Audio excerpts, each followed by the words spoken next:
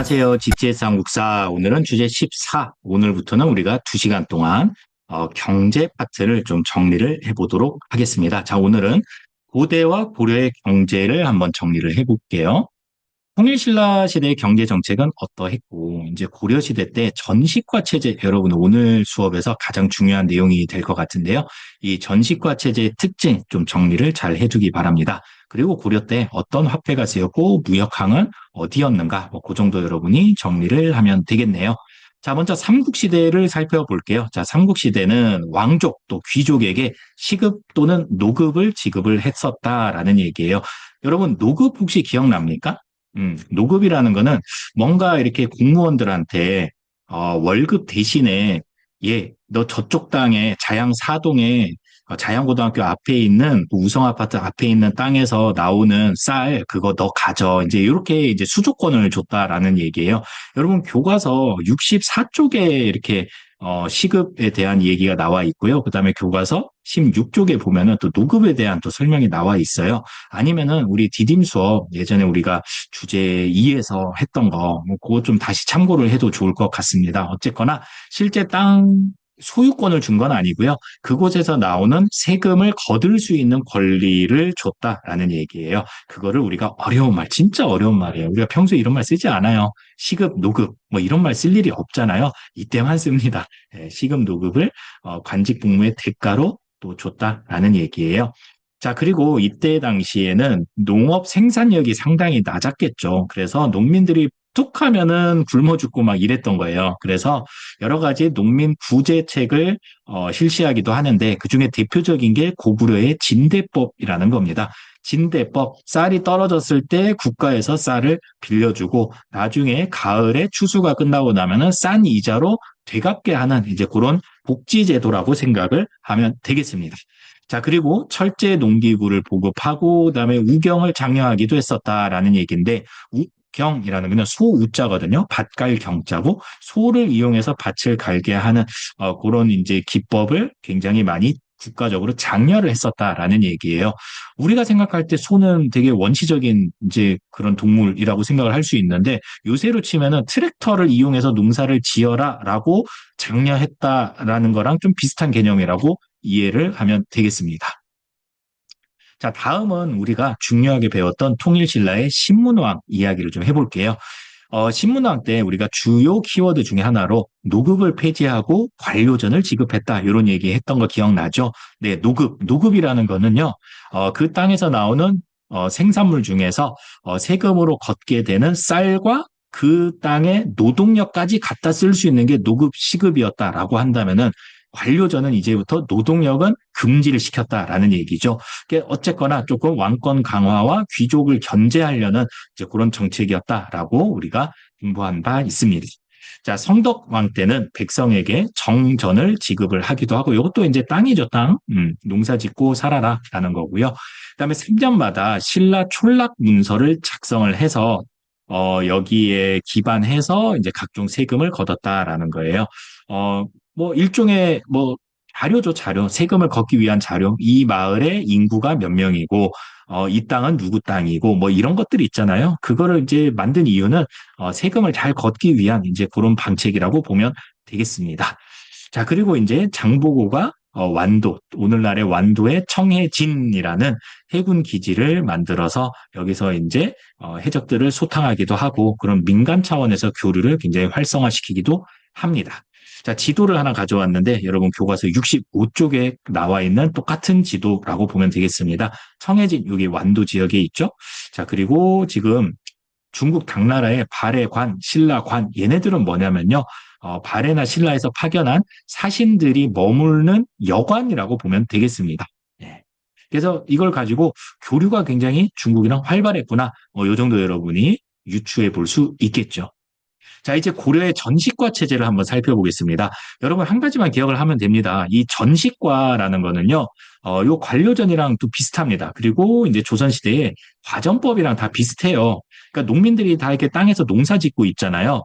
이게 공무원들, 관료들이 나라에 복무한 대가 또는 나라에 공이 있는 그런 신하들한테 그 땅에서 나오는 세금을 거둘 권리를 준 땅을 관료전이라고도 하고 또 전지 시지라고도 하고 과전이라고도 하는 겁니다.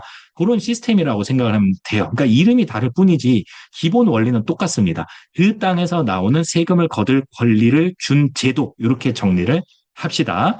자, 전시과잖아요.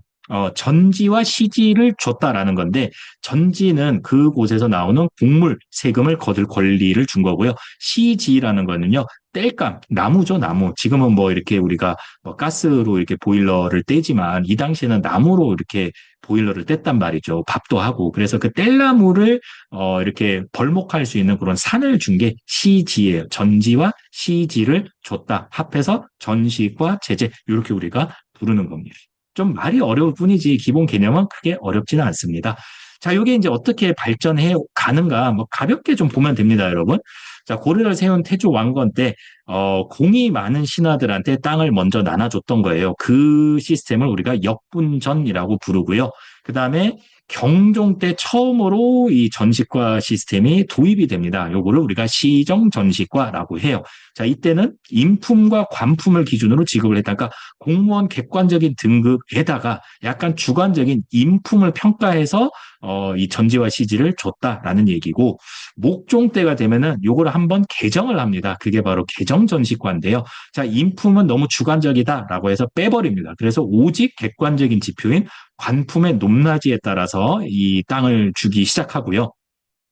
문종 때가 되면요, 다시 한번 개정을 합니다. 그거를 경정전시과라고 하는데, 이전에는 전직 관리도 줬거든요. 전직, 현직 같이 줬다라고 한다면은, 이번에는 현직 관리만 주기 시작합니다. 땅이 계속 나눠주다 보니까 모자라졌겠죠. 그래가지고 점점 그 혜택의 범위를 조금씩 축소해 나가는 이제 그런 과정이라고 생각을 하면 되는데, 요게 고려 초기에만 잘 작동을 하고요. 그 이후엔 잘 작동하지 않아요. 그 왜 그러냐면은 이제 문벌 세력들이 땅을 마구마구 이제 가져가기도 하고, 이제 원간섭기 때는 또 검문 세력들이 대토지를 소유하기도 하면서 이 전시과 체제가 그냥 흐지부지 흘러가고 맙니다. 그리고 이제 전시과 종류 한번 살펴볼게요. 관직 복무의 대가로 관리들에게 줬던 땅이 과전이고요. 관직에서 물러나거나 죽으면 당연히 국가에 다시 반납을 해야 되는 땅이 과전이다라고 생각을 하면 되겠습니다.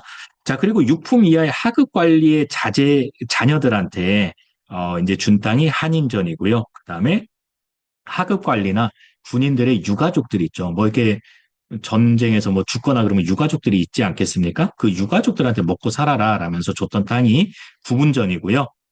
그다음에 중앙 군인들한테는 군인전이 지급이 됩니다. 특히 이 군인전 같은 경우는요, 세습도 가능했다라는 게 조금 다른 점이긴 한데요. 아, 여러분 너무 이렇게 어렵게 생각하지 마세요. 그냥 이거 하나만 기억합시다. 고려에는 전직과 체제가 있었다. 끝. 됐어요? 전직과 뭐죠? 전지와 시지를 줬다. 전지는 땅에서 나오는 쌀을 거둘 권리, 시지는 뗄나무를 캘 권리, 요 정도만 정리하고 넘어가겠습니다. 자, 민전은 이제 사유지라고 보면 돼요. 그 앞에 것들은 다 이제 말하자면은 국가가 나눠주고 관리했던 땅이라고 보면, 민전 같은 경우는 뭐 사유지라고 생각을 하면 되겠습니다. 너무 깊게 파지 마세요. 네, 넘어갑니다. 자, 농업 분야를 한번 살펴보면 고려시대는 남부 지역 일부의 모내기가 시작이 되고 문익점이 가지고 온 목화가 재배됩니다. 자, 수공업 분야에서는 소수공업 중심에서 이제 후기가 되면은 민영 또 사원 수공업으로 바뀌게 되는데, 여러분 그 고려의 향부곡소 차별받는 양인들이 살고 있는 지역을 향부곡소라고 우리가 알고 있잖아요. 그 소, 여기서 말하는 소가 그 소예요. 음매하는 그 소가 아니고요. 그 특수행정구역 소에서 수공업, 그러니까 물건을 많이 만들어서 중앙에 바쳤다라는 얘기고요. 이제 나중에 고려 후기가 되면은 이제 민영수공업, 그다음에 사원은 절이에요, 절. 사찰에서 이렇게 여러 가지 물건들을 만들었다라는 겁니다. 상업 분야를 한번 보겠습니다. 아, 요 활구라는 고액 화폐가 만들어져요. 이게 이렇게 생겼거든요. 활구라고도 하고 은병이라고도 하는데 상당히 고액이에요. 요거 하나가 요새 시가로 따지면 한 150만 원이나 200만 원 정도 하는 고액 동전이라고 생각을 하면 되겠습니다. 잘 유통이 됐을까요? 잘 안 됐겠죠. 여러분 만약에 동전인데 그 동전 하나가 500만 원짜리라고 생각해봐요. 여러분 같으면 그거 갖고 다니겠어요? 겁나서 못 갖고 다니겠죠. 그죠? 그래서 잘 유통은 되지 않았다. 그리고 외에도 뭐 해동통보, 사만통보 뭐 이런 이제 화폐가 만들어지기도 하고요.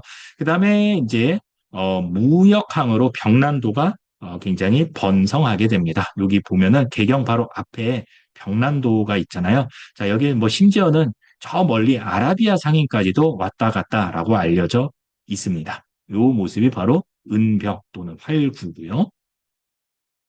자, 여기까지 정리를 한번 해봤는데 여러분 새로 배운 개념들이 고구려 진대법, 신라 촐락문서, 그다음에 고려 전시과 체제, 그다음에 활구, 병란도 뭐 요 정도가 될 것 같습니다. 몇 개야 이게? 하나, 둘, 셋, 넷, 다섯 개. 네, 요 다섯 개 정도만 여러분이 좀 확실히 알고 가고 나머지는 그냥 아 그렇구나 하고 넘어가도 괜찮겠습니다. 너무 스트레스 받지 않기.